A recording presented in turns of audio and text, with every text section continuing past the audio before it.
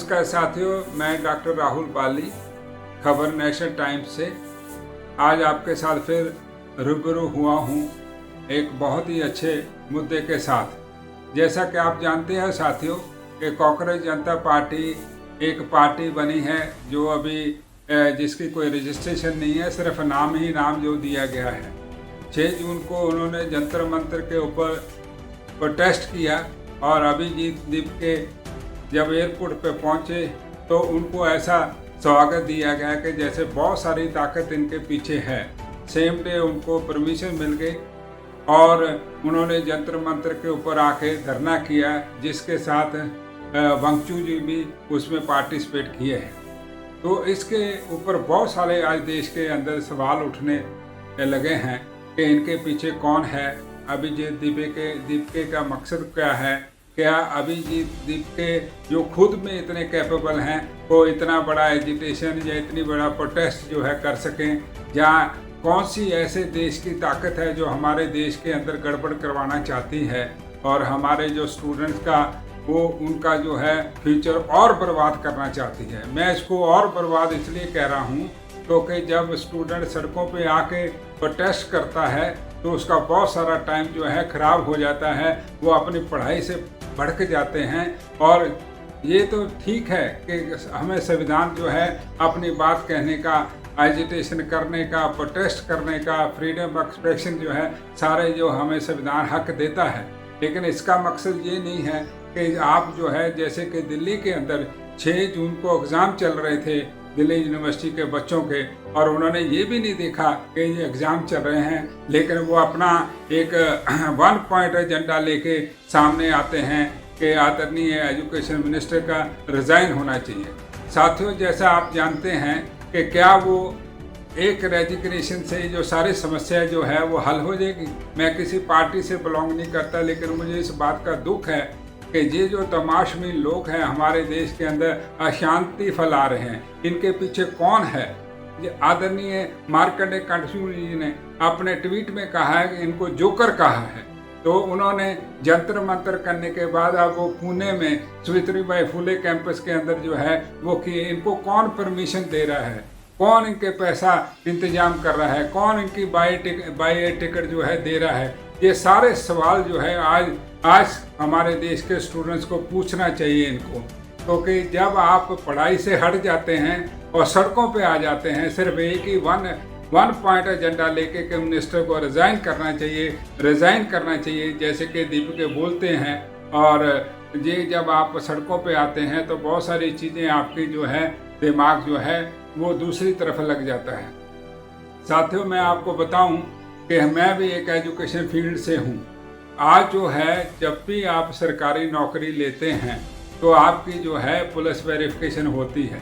और police verification में सारा कुछ आपका चेक किया जाता है। और आज जो स्टूडेंट सड़कों पे आ रहे हैं और कल को अगर ये वायलेंट होता है प्रोटेस्ट, तो हो सकता है कि यानी कई स्टूडेंट्स के ऊपर FIR भी दर्ज हो जाए। जब FIR दर्ज हो जाती है तो आपकी जो सरकारी नौकरी की जो आप मंशा रखते हैं, आप पढ़ाई करके मंशा रखते हैं, वो आपकी सरकारी नौकरी के ऊपर एक जो है ब्लॉक लग जाता है। क्योंकि जब पुलिस वेरिफिकेशन होगी तो आपके ऊपर FIR दर्ज हुआ होगा, तो आपको जो है वो FIR को पहले क्वैश कराना पड़ेगा। उसके लिए भी आपको जो है कोर्ट के धक्के खाने पड़ेंगे। मैं किसी को डराने की कोशिश नहीं कर रहा हूँ, मैं उन स्टूडेंट्स की बात कर रहा हूँ जिनको सिर्फ उनका धर्म ये कहता है कि वो पढ़ाई की तरफ ध्यान दें। ये जो बाहर की ताकतों से लोग जुड़े हुए हैं, जो उनको पैसा फीड कर रहे हैं और जो हमारे देश के अंदर हर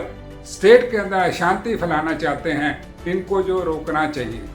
आदरणीय प्राइम मिनिस्टर नरेंद्र मोदी जी को, आदरणीय अमित शाह जी होम मिनिस्टर जी को मेरी अपील रहेगी कि इन लोगों को जल्द से जल्द जो है जेल में डाला जाए, ताकि ये जो तमाशबीन लोग हैं हमारे देश में शांति फैलाए जा रहे हैं और इनकी सारी बैकग्राउंड चेक की जाए, किस देश के पीछे इनका हाथ है, इनके पीछे किस देश का हाथ है, ताकि जो है वो हो। मैं आपको यहाँ एक और बड़ी एग्जांपल देता हूँ, क्योंकि मैं भी जवाहरलाल नेहरू यूनिवर्सिटी से PhD हूँ। यहाँ से कन्हैया जी उठे जब वो कन्हैया जी पीएचडी कर रहे थे तो वो एक स्टूडेंट की तरह पढ़ाई कर रहे थे और पैसे पैसे के लिए मोहताज थे।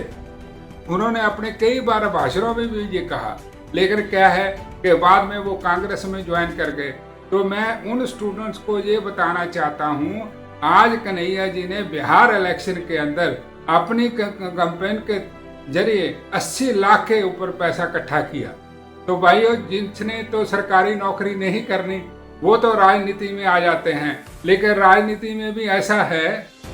कि आप सारी जिंदगी लगा लो। आज कन्हैया जी कहाँ हैं? ज़्यादा से ज़्यादा उनको 24 अकबर रुपये का कमरा मिल गया और भाई यार टिकट मिलती है और आज तक पे और बड़े बड़े चैनलों के ऊपर वो पार्टिसिपेट करते। तो ये कौन सी पार्टी है जो उनको पैसा दे रही है? क्योंकि चैनल पे तो ऐसे बुलाया नहीं जाता है। तो इसलिए भाइयों, ये मान के आप चलो कि हर स्टूडेंट को ये सोचना चाहिए कि ये जो है कन्हैया जैसे लोग जो हैं वो एक बन सकते हैं।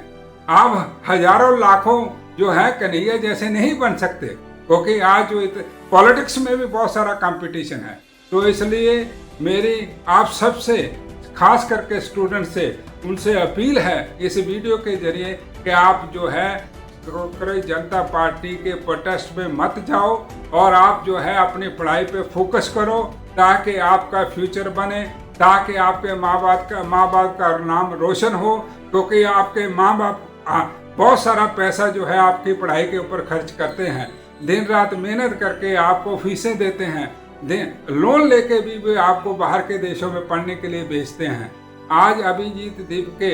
जो के नौकरी के काबिल नहीं हो पाया अमेरिका के अंदर, वो आके यहाँ हमारे देश के अंदर ये जो है पूरा षड्यंत्र जो है कांग्रेस जनता पार्टी के नाम से उसने शुरू कर दिया है। इसको सरकारों को रोकना चाहिए। अगर सरकार नहीं रोकती तो फिर ये एक मैसेज आता है कि इसके पीछे भी कोई ना कोई ऐसी सरकार का बंदे हैं जो इनको प्रमोट कर रहे हैं, जगह जगह लेके जा रहे हैं। कई लोग तो ऐसे भी कहते रहे कि इनका कांग्रेस से नाता है, लेकिन मैं इसको किसी की तरह भी पुष्टि नहीं करता, क्योंकि जब तक ये सारा साफ नहीं हो जाता कि कौन इनके पीछे है, क्या चाइना इनके पीछे है या इनके पीछे अमेरिका है या कोई और कंट्री है जो हमारे देश के अंदर अशांति फैलाना चाहती है, जो हमारे देश के स्टूडेंट्स को भड़का रही है, जो हमारे देश के स्टूडेंट का फ्यूचर सत्यानाश कर रही है। ये जो कांग्रेस जनता पार्टी, इनके सारे के सारे नेता को जल्दी से जल्दी सरकार को जेल में डालना चाहिए। और जो है नीट के एग्ज़ाम की जो लीकेज हुई है या और भी कई एग्ज़ाम की लीकेज हुई है, उसको जल्दी से जल्दी एक सॉलिड सिस्टम तैयार करके उसको जो है उसको लीकेज को बंद करना चाहिए। और आगे सरकार को ये भी करना चाहिए, कोई भी सरकार हो, चाहे वो कांग्रेस की हो, चाहे बीजेपी की हो या स्टेटों में किसी और की हो, तो उनको ये चाहिए कि यहाँ जहाँ कहीं भी कोई सरकारी ऑफिसर लीकेज करते हुए पकड़ा जाता है और उसके अगेंस्ट जो है केस दर्ज हो जाता है, तो जब तक वो केस के अंदर वो उनको कन्विक्ट नहीं हो जाता, कन्विक्ट होने के बाद जो है उनके परिवार को आने वाले समय में कोई भी जॉब जो है सरकारी ना दी जाए। जब तक ऐसे रूल, जब तक ऐसे लॉ हम नहीं बनाएंगे, तब तक ये जो है सिलसिला रुकेगा नहीं है। तो आज मैं इस वीडियो के माध्यम से और खबर नेशनल टाइम के माध्यम से आपको ये अपील करता हूँ कि जहाँ जहाँ भी आप बैठे हैं पूरे देश के अंदर, वो अपने स्टूडेंट्स को अपने कैंपस के अंदर, ये टीचर का धर्म है कि वो अपने कैंपस के अंदर स्टूडेंट को कांग्रेस जनता पार्टी के जो है एंटी इंडिया जो है वो आराधे जो है उसको टीचर्स को भी अपने बच्चों को समझाना चाहिए और उनको कहना चाहिए कि इनके प्रोटेस्ट पे मत जाओ। मेरा जो है किसी भी राजनीतिक पार्टी से नाता नहीं है, लेकिन मैं जो है एक टीचर होने के नाते मैं ये समझता हूँ मेरे देश के स्टूडेंट का फ्यूचर जो है वो खराब नहीं होना चाहिए। और ये ऐसे लोग जो तमाशबीन हैं, जो दूसरी कंट्रियों से पैसा लेके हमारे देश में अशांति फैला रहे हैं, इनको जल्दी से जल्दी रोकना चाहिए। और जितने भी यहाँ के पढ़े लिखे लोग हैं उनको आगे आके सरकार को एक चिट्ठी लिख के देनी चाहिए कि इनके जितने भी लीडर जो हैं, जो इनके पीछे काम कर रहे हैं, जो सामने आ रहे हैं, उनको जल्दी से जल्दी इनको जेल में डालना चाहिए, ताकि हमारे स्टूडेंट का फ्यूचर जो है वो बन सके। देखो, लीक तो एक बात है,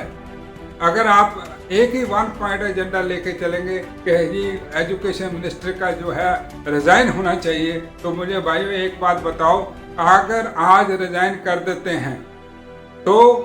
कल को कोई दूसरा बैठेगा, जो दूसरा बैठेगा वो 7-8 महीने के अंदर पहले तो ये समझने की कोशिश करेगा कि कहाँ सिस्टम में कमजोरी है, कहाँ लीकेज है, कौन बंदे हैं, फिर वो अपना एडमिनिस्ट्रेशन चेंज करेगा, ऑफिसर चेंज करेगा ऑफिस के अंदर, तो क्या जो 7-8 महीने फिर खराब हो जाएंगे। तो कहने का मतलब ये है कि इनकी जो डिमांड है, जैसे मार्कंडेय कटजू जी ने कहा कि कांग्रेस जनता पार्टी के लोग इडियट हैं। आप उनके ट्विटर पे जाके जो है देख सकते हैं, जो सुप्रीम कोर्ट के जज साहब हैं वो इतने पढ़े लिखे हैं, हर मुद्दे के ऊपर देश के ऊपर बोलते हैं। मैं उनकी बात से सहमत करता हूं और ऐसे लोगों को आगे इस पार्टी को रोकना चाहिए, इनको जेलों में डालना चाहिए। इन्हीं शब्दों के साथ मैं आगे फिर जो हमारे देश के अंदर मुद्दे चल रहे हैं उनके लिए मैं आपके साथ तैयारी के साथ आऊँगा। नमस्कार, जय संविधान।